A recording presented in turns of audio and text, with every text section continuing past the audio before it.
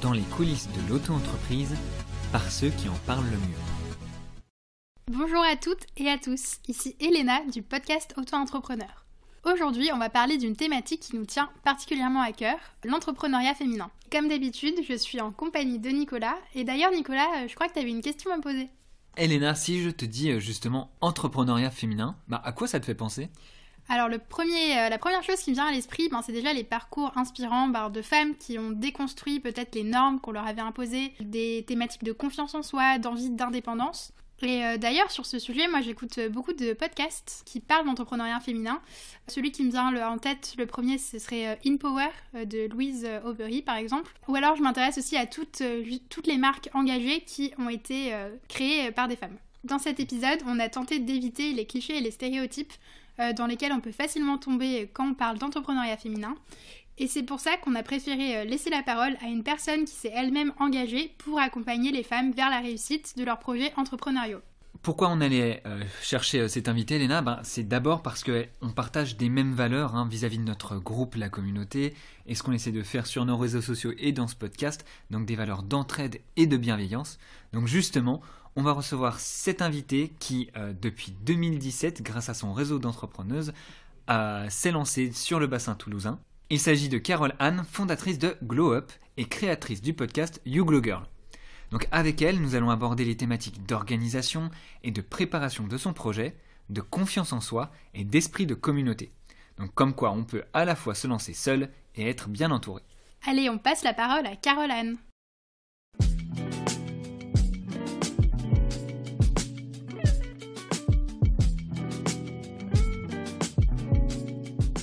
Je suis en compagnie de Elena et aujourd'hui on a une invitée très spéciale, Carole Anne Roland. Du coup, ce que je vais faire, je vais un peu maintenir le mystère parce que on va parler d'un thème qui nous tient à cœur au podcast Auto-entrepreneur et on allait te chercher il y a un petit moment pour voir si t'étais intéressé d'échanger sur une thématique très précise avec nous. Avant de rentrer dans le vif du sujet, je pense que ce serait peut-être intéressant que tu te présentes. Comment tu définirais ton activité, ta personnalité ? Pas de soucis, ça marche. Déjà, bonjour à tous et merci pour l'invitation. Donc, moi, je suis Carole Anne, j'ai 33 ans et je suis la fondatrice de Glow Up. Donc, Glow Up, c'est un espace qui est dédié aux femmes entrepreneurs sur Toulouse. Et notre mission chez Glow Up, c'est d'accompagner les femmes entrepreneurs et les porteuses de projets à créer et développer leur activité entrepreneuriale via notamment des formations, des événements réseautage, des talks inspirants, etc. Donc moi, je suis entrepreneur depuis 4 ans et demi en tout. J'ai d'abord été auto-entrepreneur pendant 3 ans et demi et j'ai fait évoluer le statut de ma société. Donc maintenant, je suis gérante d'une SARL depuis 1 an. Eh bien super, merci pour cette présentation. Et Elena, on peut enfin annoncer le thème qui va faire tout le déroulé de cet épisode. Je te laisse le faire On va parler aujourd'hui de l'entrepreneuriat féminin et plus particulièrement de comment devenir entrepreneuse. Voilà, ça va être le thème justement qu'on va dérouler sur plusieurs épisodes, on espère, et également sur nos réseaux sociaux. Et on attaque avec ce podcast. Pour rebondir sur ce que tu viens de dire, Carole Anne, comment elle t'est venue cette idée de Glow Up, les Toulousaines audacieuses ? Alors, c'est une très bonne question. En plus, dans ta question, Nicolas, tu intègres nos deux noms, si je puis dire. En gros, ça a été un projet qui s'est construit en plusieurs étapes. En fait, il y a donc 3 ans et demi, j'ai décidé de créer un réseau dédié aux femmes entrepreneurs sur Toulouse qui s'appelait Les Toulousaines Audacieuses. À l'époque, si je puis dire, même si c'est quand même assez récent, c'est parti d'une volonté, d'une expérience personnelle, puisque moi j'étais entrepreneur à ce moment-là depuis 1 an et j'avais besoin et envie de rencontrer d'autres entrepreneurs. Donc j'ai commencé à participer à des événements réseautage qui m'ont énormément apporté sur le plan autant professionnel que personnel. J'ai vu vraiment l'intérêt pour moi de participer à ces événements et de m'inscrire sur la durée dans un réseau d'entrepreneurs, dans un club d'entrepreneurs. Dans les événements auxquels j'avais participé, il y avait des choses très chouettes, mais je retrouvais pas un réseau dans lequel je puisse m'inscrire sur la durée qui correspondait vraiment à mes attentes et à mes envies. Et du coup, j'ai décidé de créer mon propre réseau d'entrepreneurs, donc en octobre 2018, qui s'appelait, donc comme je l'ai dit, les Toulousaines Audacieuses. Et donc à la base, l'ambition de ce réseau, c'était d'organiser une fois par mois un événement réseautage pour que les femmes entrepreneurs puissent se rencontrer, échanger ensemble, s'entraider, monter en compétences en apprenant les unes des autres, etc. En 3 ans, ce réseau a beaucoup grossi, puisque du coup, on a eu de plus en plus de participantes, de plus en plus d'adhérentes. Petit à petit, il y a d'autres besoins qui ont émergé aussi, notamment des besoins en formation, etc. Et donc, il y a 1 an et demi à peu près, j'ai décidé de faire évoluer ce projet pour qu'on puisse avoir vraiment un espace dédié aux femmes entrepreneurs sur Toulouse, donc qui s'appelle Glow Up.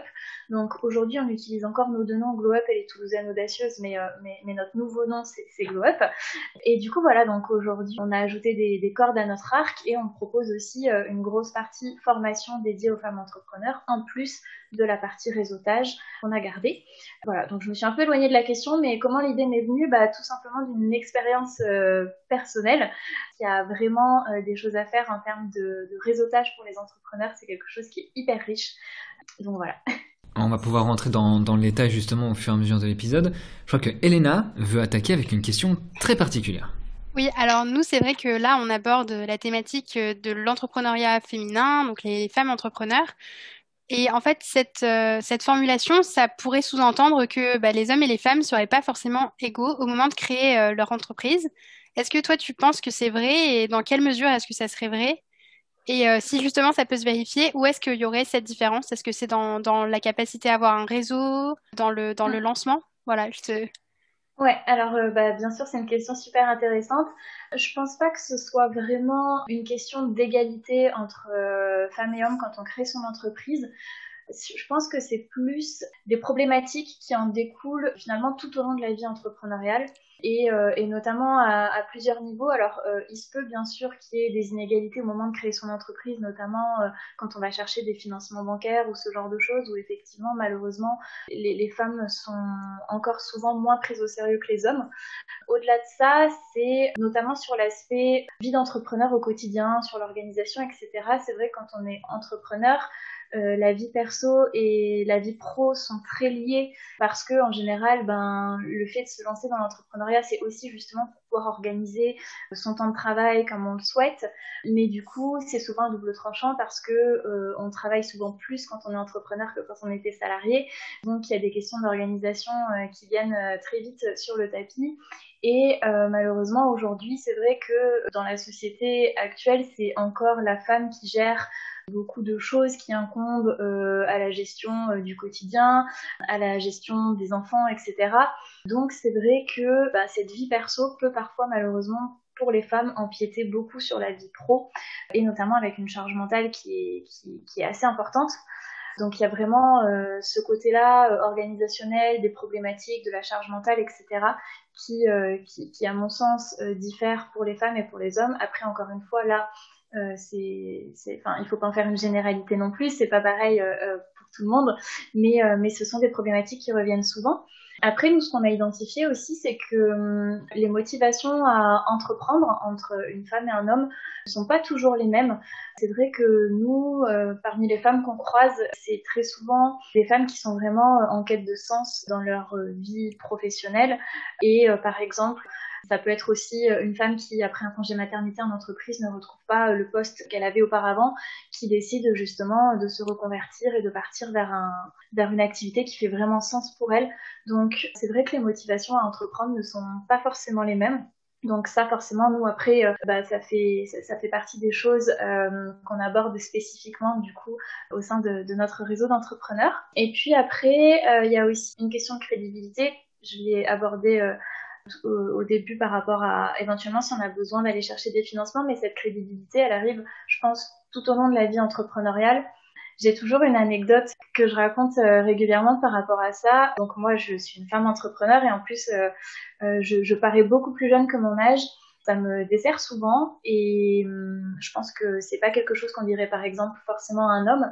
Un jour, dans un repas de famille, mon oncle m'a dit clairement que lui, en effet, en tant qu'entrepreneur, il n'accorderait pas de confiance ou peu de confiance à une jeune femme comme moi si j'intervenais en tant que formatrice auprès de son entreprise ou pour lui.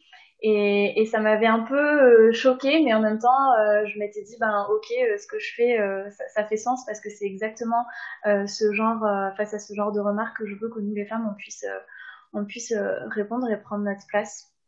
Je te coupe, mais est-ce qu'il avait évoqué une forme d'argumentation quand même ou non, c'est juste les préjugés? Ouais, c'est ça. C'est genre, moi je suis un homme, j'ai 50 ans, et effectivement, si une jeune femme... C'est plus d'expérience. Voilà, c'est ça. Si une jeune femme de 30 ans venait pour me former, moi ça me paraîtrait vraiment bizarre de lui accorder de la crédibilité. Et je pense que effectivement, il y a à la fois le côté jeune, mais il y a aussi le côté femme, hein, clairement, parce qu'encore une fois, je doute très fortement qu'on dirait quelque chose comme ça à un homme de 30 ans. Et puis il y a aussi tout le côté, je pense, ambition des femmes qui peut être aussi souvent mal perçue par la société. Et en fait, voilà, c'est toutes ces choses-là que j'évoque qui fait que pour moi, en tant que femme, on a vraiment besoin de se retrouver entre nous, de se soutenir et de vraiment prendre notre place au sein de la société et pour l'entrepreneuriat particulièrement. C'est vrai que pour rebondir sur ce que tu dis, nous, quand on a un peu on a fait nos recherches sur le sujet et tout ça, on était un peu parti du principe que les femmes tendaient à avoir peut-être plus de freins au moment de se lancer.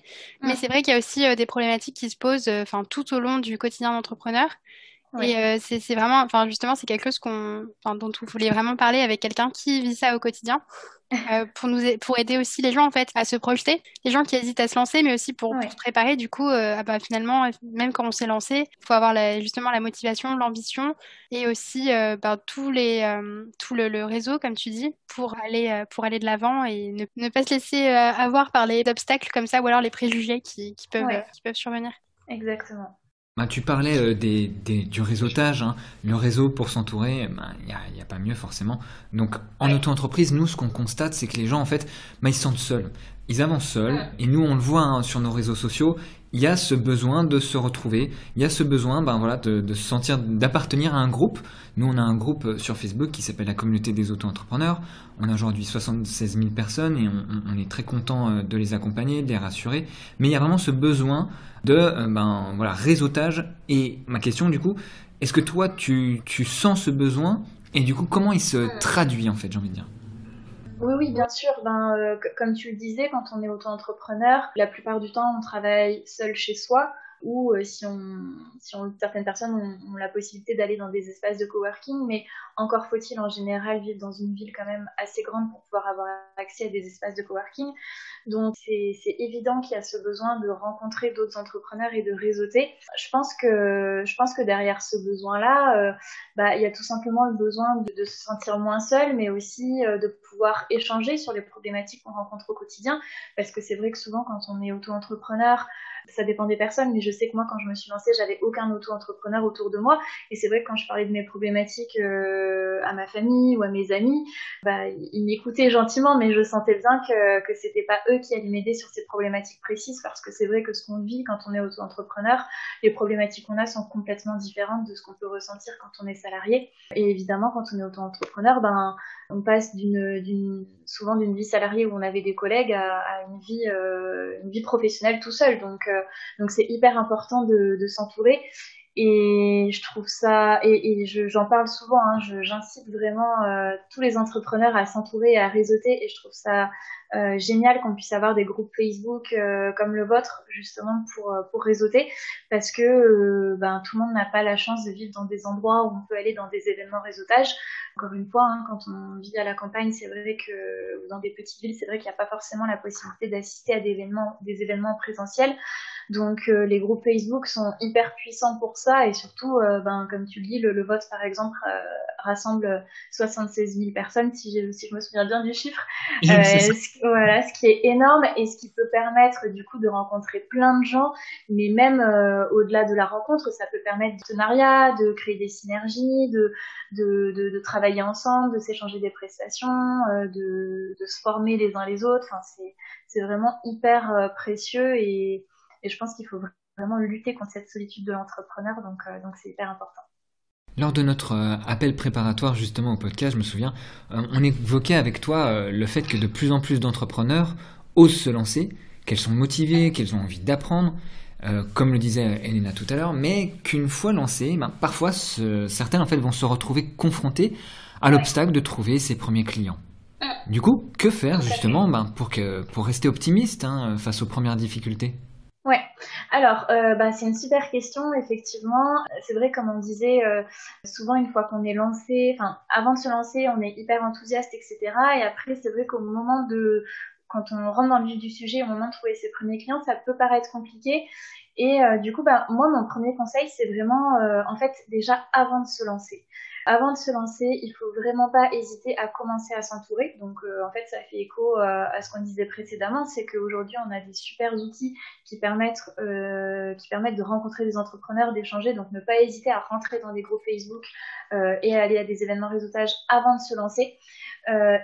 Aussi, quelque chose qu'on a tendance à ne pas faire avant de se lancer, c'est commencer à communiquer sur son activité avant de se lancer. Ne surtout pas attendre que tout soit parfait. Ça, c'est souvent une erreur qu'on fait, c'est qu'on veut attendre que tout soit parfait, tout soit calé, d'avoir son identité visuelle, son site internet, des offres bien définies avant de commencer à communiquer. Et ça, déjà, c'est vraiment, à mon sens, l'erreur de base. Il faut vraiment commencer à communiquer bien avant pour que le jour où on se lance, finalement, on soit déjà, on est déjà une communauté et des prospects qui attendent qu'on se lance.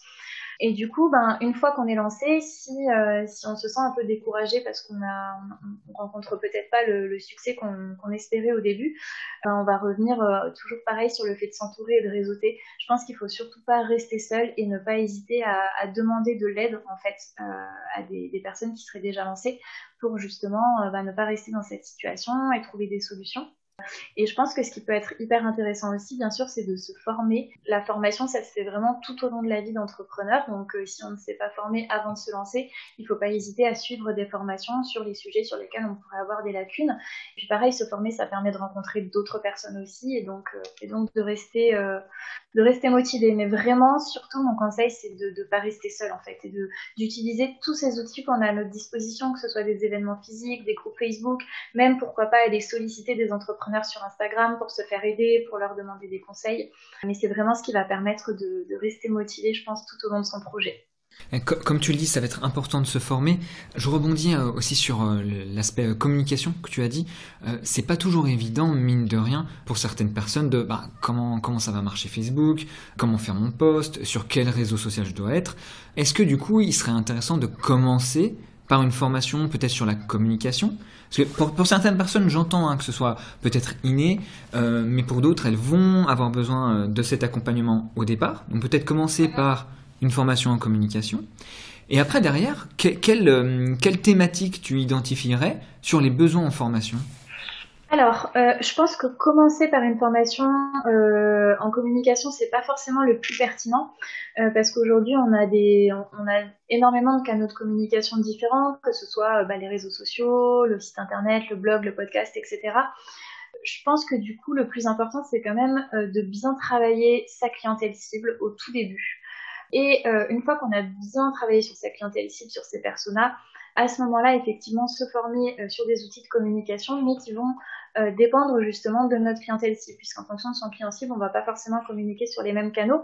Donc, ça ne sert à rien, à mon sens, de se former sur tous les canaux de communication différents, si au final, on se rend compte que notre client cible, il en utilise un, voire deux.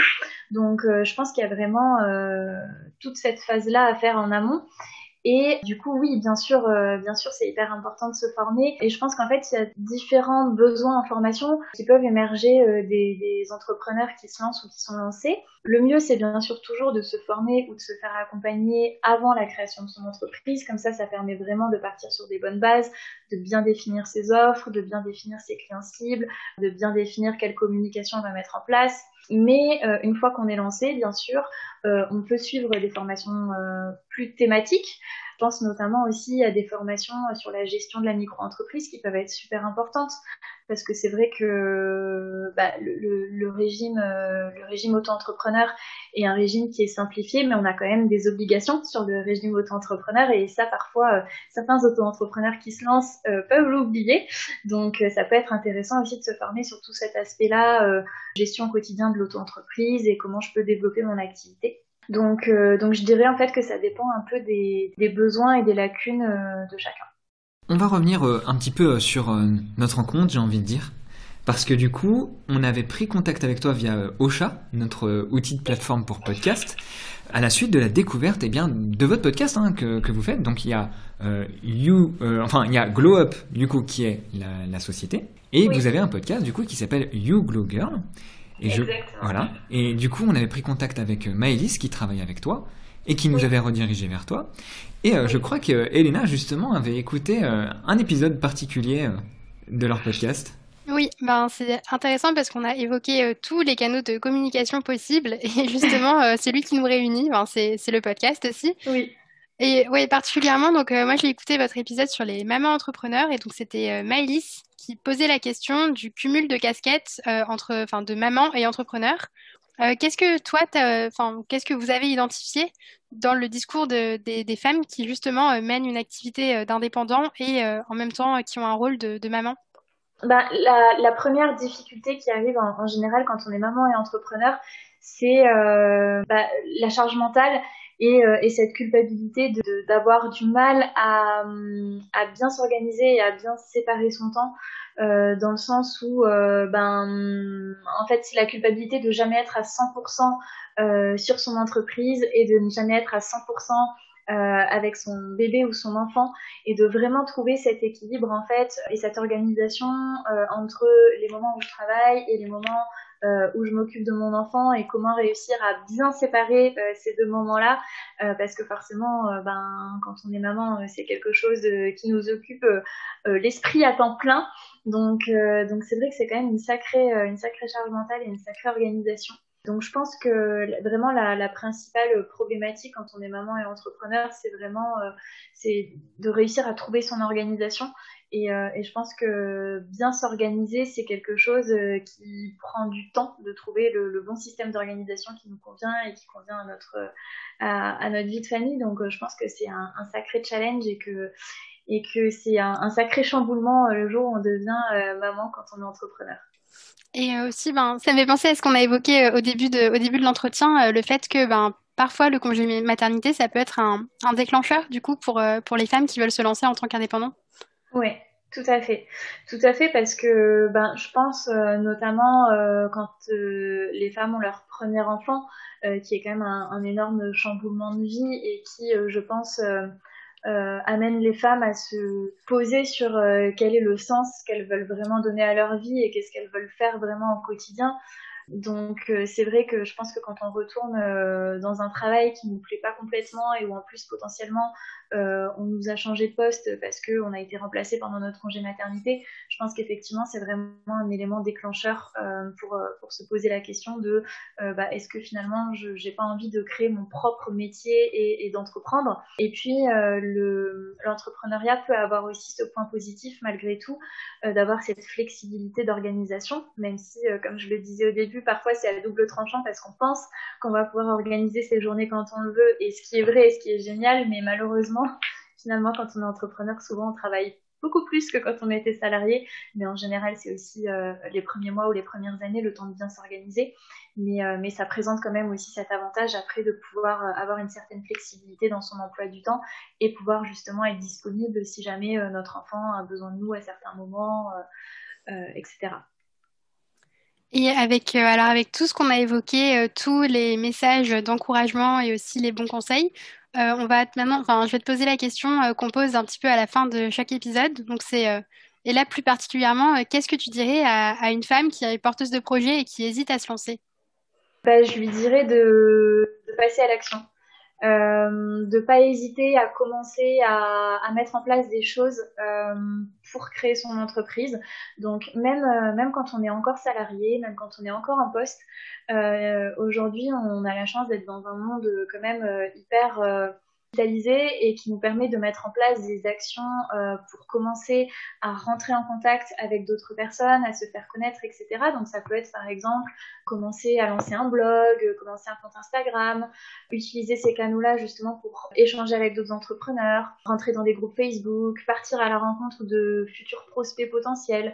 Et c'est en mettant en place en fait toutes ces petites actions-là qu'on va pouvoir vérifier la pertinence de notre projet, Et ça évite bien sûr de, par exemple, démissionner d'un travail du jour au lendemain pour se lancer dans un projet quand on n'est pas totalement sûr.